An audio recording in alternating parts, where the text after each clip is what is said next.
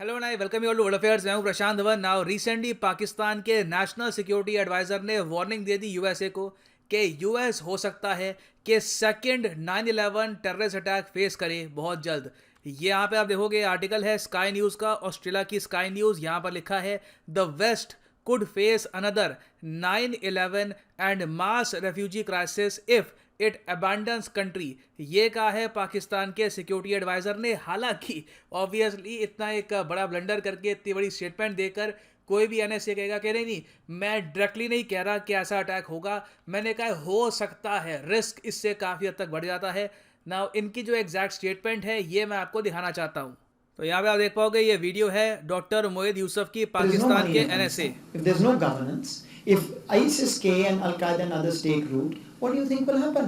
And by the way, let me also tell you, this will not be constrained to the region. I read somewhere, I think what statement came out, that the migration problem should be constrained in root. There was an economic crisis, there was a governance problem, and at the end of the day, there was 9/11.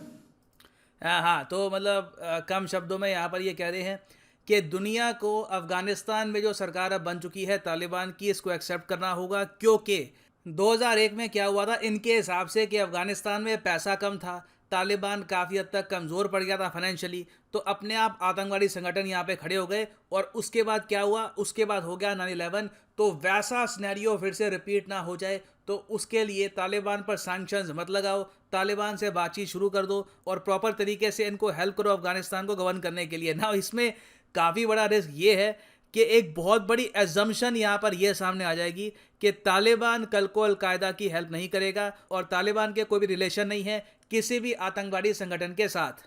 ना इस topic को थोड़ा सा और detail में study करते हैं, मगर उससे पहले आपसे मैं क्वेश्चन पूछूंगा। रिसेंटली ब्रिक्स कंट्रीज जो हैं, 5 ब्रिक्स देश, Brazil, Russia, India, China, South Africa, इन सब देशों ने मिलकर किया था एक सेमिनार इस इशू पर कि किस तरीके से आतंकवादी मिसयूज कर रहे हैं इंटरनेट का अपने आतंकवाद और प्रोपेगेंडा को फैलाने के लिए। इसको हम कैसे रोक सकते हैं, इस पर हुआ था एक सेमिनार। आपको बताना है कि किस देश ने होस्ट किया था ये इंपॉर्टेंट सेमिनार, चीन, रूस, इंडिया या फिर साउथ अफ्रीका। कमेंट सेक्शन में करिए आंसर, सही आंसर मैं आपको दूंगा वीडियो के अंत में।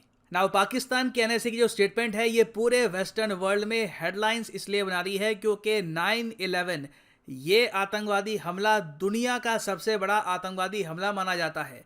यहाँ पे आप देख सकते हैं सितंबर 11 अटैक्स, इसमें करीब 3000 लोगों की यहाँ पर मौत हुई थी।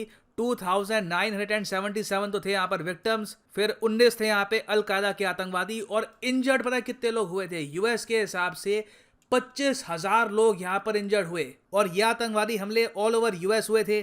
पेंटागन को इन्होंने यहाँ पर अटैक किया, पेंटागन की बिल्डिंग यहाँ पर तोड़ दी इनके ही जहाज से।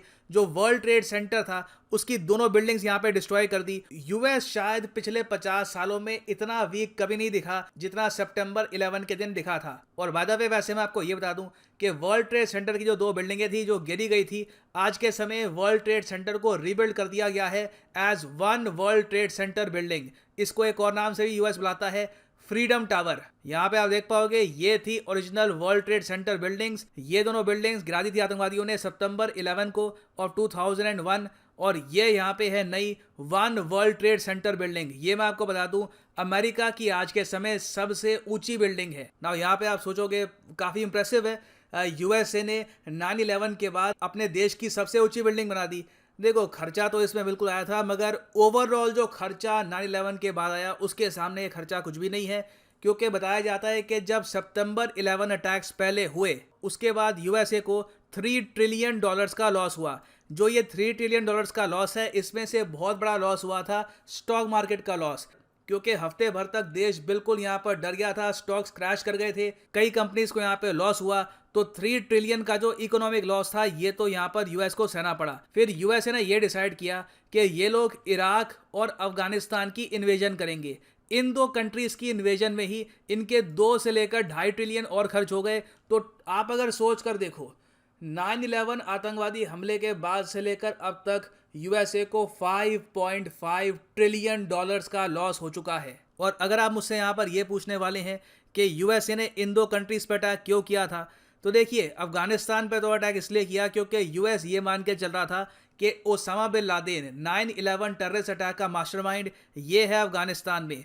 क्या ये अफगानिस्तान में मिला? नहीं मिला। ये तो छुपा हुआ था पाकिस्तान में। और फिर ऑपरेशन नेपच्यून स्पीयर के अंडर यूएसए ने बिन लादेन को मारा 2011 में इन पाकिस्तान। और सबसे अजीब बात यहाँ पर यह है कि अफगानिस्तान में बिन लादेन नहीं मिला, पाकिस्तान में मिला। उसके बाद भी यूएसए ने पाकिस्तान पर कोई बड़ा एक्शन यहाँ पर नहीं लिया। खैर एनीवे, दूसरा जो यहाँ पर देश है इराक, इस पर यूएसए ने क्यों अटैक किया किसी को ये भी प्रॉपरली पता नहीं है। यूएसए ने बस अपने आप एक थ्योरी बना दी, उनके उस वक्त के प्रेसिडेंट जॉर्ज बुश ने थ्योरी बना दी कि इराक बना रहा है वेपन्स ऑफ मास डिस्ट्रक्शन। इसी शक पर यूएसए ने अटैक कर दिया इराक को और इस देश को भी कर दिया ऑल टुगेदर डिस्ट्रॉय। बहुत ही बड़े स्केल पर इराक को लॉस हुआ। आज भी आप अगर देखो तो इराक खुद को रीबिल्ड करने की कोशिश कर रहा है। यूएसए के उन एक्शंस के बाद आप अगर देखो तो इराक से खड़ा हो गया आईसिस, और आज के समय जिस तरीके से अफगानिस्तान को छोड़कर जा रहे हैं वही आईसिस जो इराक में खड़ा हो गया था वो चुपचाप अब यहाँ पे एक्टिवेट हो गया है। और डर यहाँ पर अब ये है कि यूएस के जाने के बाद फिर से यहाँ पर आतंकवादी जो ग्रुप्स हैं ये खड़े हो जाएंगे और इवेंचुअली फिर से यूएसए पे अटैक हो सकता है। क्योंकि आपको यहाँ पर ये देखना होगा कि इनिशियली 9/11 हुआ क्यों था, यूएसए पर इतने बड़े स्केल पर आतंकवादी हमला क्यों किया गया था। ओसामा बिन लादेन ने यहाँ पे तर्क ये दिया अपनी वीडियोज़ में कि यूएसए सपोर्ट करता है इजराइल को और मिडिल ईस्टर्न कंट्रीज़ में बहुत ज़्यादा इंटरवेंशन करता है, इसलिए इन्होंने यूएसए पे आतंकवादी हमला किया। ना आज भी आप अगर देखो 2021 का जो केस है, यूएसए का जो सपोर्ट है इजराइल की तरफ ये कम तो हुआ नहीं है। यूएसए आज भी आप अगर देखो तो इजराइल को सपोर्ट करता है। बाकी कंट्रीज़ में भी आप अगर देखो मिडिल ईस्ट में यूएसए की फुल इंटरफेरेंस है। तो इस्लामिक स्टेट के पास आज के समय काफ़ी बड़ा रीज़न है कि फिर से ये अफगानिस्तान में रीग्रुप करें और आतंकवादियों को ये इकट्ठा करें और फिर से एक और 9/11 अटैक ये कर दे। तो इसलिए पाकिस्तान एनएसए की जो स्टेटमेंट है ये बहुत डरावनी है। और हालांकि यहाँ पर इनकी इंटेंशन ये थी कि ये यूएसए को ये बोले कि जल्द से जल्द जो तालिबान है इसको सपोर्ट करना स्टार्ट कर दो, हो सके तो इसको फाइनेंस भी करना स्टार्ट कर दो, क्योंकि आज के समय तुम्हारी जो सेफ्टी है ये तालिबान पर ही डिपेंड करती है। मगर पाकिस्तान कहने से एक बात भूल गए कि देखिए तालिबान कहीं से भी ऐसा नहीं है कि अलकायदा से बिल्कुल अलग है। रिसेंटली तालिबान ने खुद ही ये कह दिया था कि कोई प्रूफ कोई एविडेंस नहीं है कि ओसामा बिन लादेन ने ही 9/11 किया था, जबकि बिन लादेन की कई वीडियोस में उसने समझाया था कि 9/11 उसने क्यों किया था। It's a well documented fact कि बिन लादेन प्रॉपरली इन्वॉल्व था 9/11 में। तो ये स्टेटमेंट जो है इससे साफ पता लगता है कि यूएस यहाँ पे तालिबान को सपोर्ट करे या ना करे, इन द फ्यूचर यूएसए पे आतंकवादी हमले हो सकते हैं।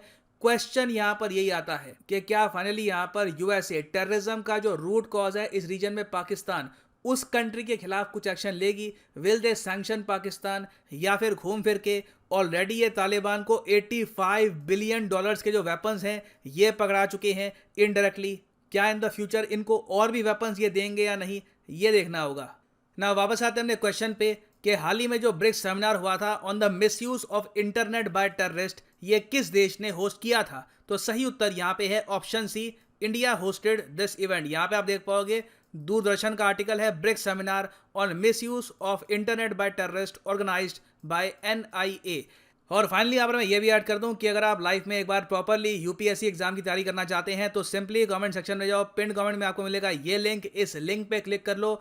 अगर आप मोबाइल फ़ोन पे हैं तो पहले गूगल प्ले स्टोर पे जाकर अनअकैडमी लर्नर्स ऐप डाउनलोड कर लो, फिर लिंक पे क्लिक करना और यहाँ पे आप परचेज कर सकते हैं अनअकैडमी का कॉम्बो ऑफर, जिसके अंडर आप यूपीएससी प्रीलिम्स, मेंस, ऑप्शनल तीनों की ही तैयारी आप इकट्ठा कर पाएंगे। तो सिंपली यहाँ पे क्लिक करो पिक ए प्लान पर, choose the number of months और यहाँ पे आप डाल सकते हैं कोड PD10 एक्स्ट्रा डिस्काउंट के लिए and the prices will fall.